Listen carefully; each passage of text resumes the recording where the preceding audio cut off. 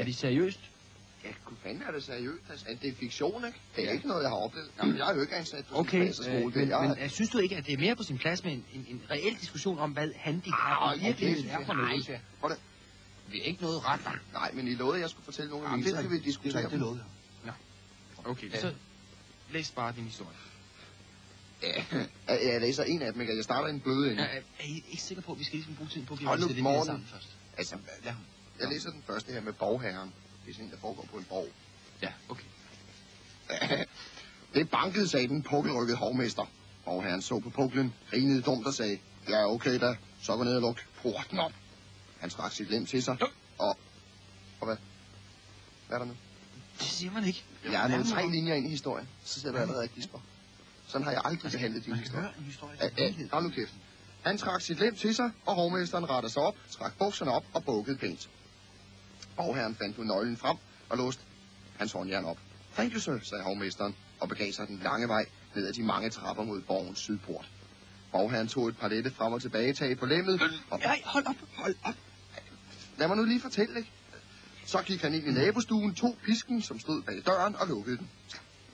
Da han tændte lyset, begyndte de 20-30 unge mennesker, dem af dem, der endnu var levende, der hang på kødkrogene og synge. Nej, nu holder du op, Lasse. Her går lad mig nu fortælle. Højere, skreg han, og begyndte at piske vildt omkring sig. De sang højere, og borgherren smed pisken og tog et jernrør. Et jernrør? Et varmt jernrør. Og gik med langsomme skridt hen imod den 6-årige nøgne nærpige, som hang fastspændt. Fastspændt? Ole gør noget. Ole, sig noget til ham. Jeg ved ikke... Lad mig nu lige fortælle. Prøv nu hør. I mellemtiden var borgherrens hushovmester nået ned til den store sydport. Udenfor stod en lille, uskyldig spejderdreng. Spejderdreng? Ja, en spejderdreng. Ikke spejder. Ole gør... Ikke spejder. Ole gør noget. Altså, jeg synes ikke, at det har ret meget med handicappet at gøre overhovedet det her. Så langt kan jeg følge med. Jeg har ikke hørt et ord om handicap. Jamen altså, historien. Det her, det var nærmest perverst, var det. Er det ikke et handicap at være perverst? Nej, ikke. Det er det ikke. Okay, jeg har en anden her, og det er en god en. Det er en ordentlig. Ja. Det lover jeg. Nå, okay. Ikke? Det er sådan en, som Morten kunne have oplevet. Nå, okay. Jeg læste den som Morten. Jamen, jeg lytter. Ja. Der var engang for ikke så længe siden en sød lille pige. Karin hed hun. Så blid og mild var hun, at der ret ikke fandtes en dårlig eller skidt tanke i hendes hoved. Det er en dejlig personbeskrivelse. Må jeg fortælle den? Ja. Der var engang for ikke så længe siden en sød lille pige. Karin hed hun. Så blid og mild var hun, at der ret ikke fandtes en dårlig eller skidt tanke i hendes hoved. Blonde var hendes flætninger, blå var hendes øjne. Store, milde og blå. Et handicap havde hun dog, den kære Karin. Ja, det er godt, du siger handicap. Ja. Hendes hoved var 5 gange så stor som hendes krop. Så stort var hovedet, at man ikke engang kunne slå hende, eller give hende en ordentlig engfuld, uden at ramme hovedet. Jeg ved ikke, om det er et anerkendt handicap. Men prøv nu at høre. Karin Klumphoved, skreg hendes mor og spyttede på hende. Hvorfor satan går du ikke ned og leger med de andre børn, dit grimme barn? Karin rystede på det kæmpe store hoved og væltede fjernsynet med den store, slaskede dobbelthage. Nej, sagde hun, de andre vil ikke lege med mig, og de slår mig hele tiden med deres jernskovle. Du ser, det er ikke spor let at være spasser, Morten. Det er spastikker. Spastikker. Ja.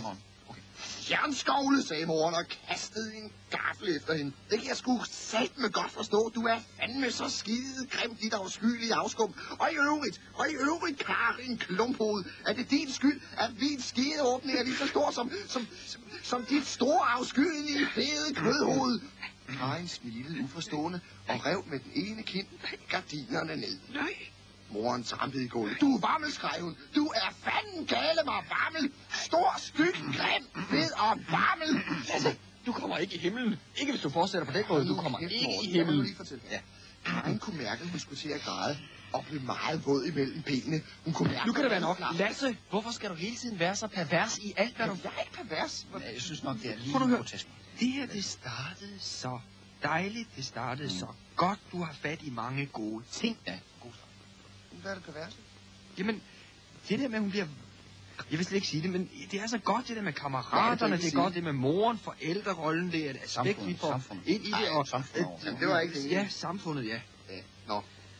Morten, nu må du hellere fortælle en her. Nej, jo, jeg vil gerne fortælle en. Det lyder som om, at du godt kan... Ja, okay. Jeg vil meget, meget gerne fortælle en sandfærdig historie om, hvordan det er at være handicappet. Hvis jeg kan få plads. Henne på omsorgscentret har vi en lille pige på 6 år, der har mistet sit ene ben ved en forfærdelig trafikulykke. Synd, det må jeg sige. Hold nu op, ikke? Men alligevel spiller hun fodbold med alle de andre børn på hendes. Nå, de andre børn fejler ikke noget. De kan godt spille fodbold. Kæft, det er måske armet, de har mistet. Lad ham nu bare fortælle, ikke? Og en dag var den lille pige, der ikke hed Karin. Jeg må ikke nævne hendes navn, og det er fordi, jeg har tavshedspligt.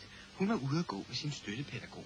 De havde en lille pose brød med, og de skulle ned og fodre de søde ænder. Det var pænt, jo. Ja, nede ved vandet var der nogle normale børn, der var ude og bade. Den lille pige spurgte, må jeg ikke også bade? Nej, sagde støttepædagogen. Du er jo spasser. Nej, det synes jeg ikke, du kan være bekendt. Jeg synes ikke, du kan være det bekendt. Jeg synes, du er irriterende.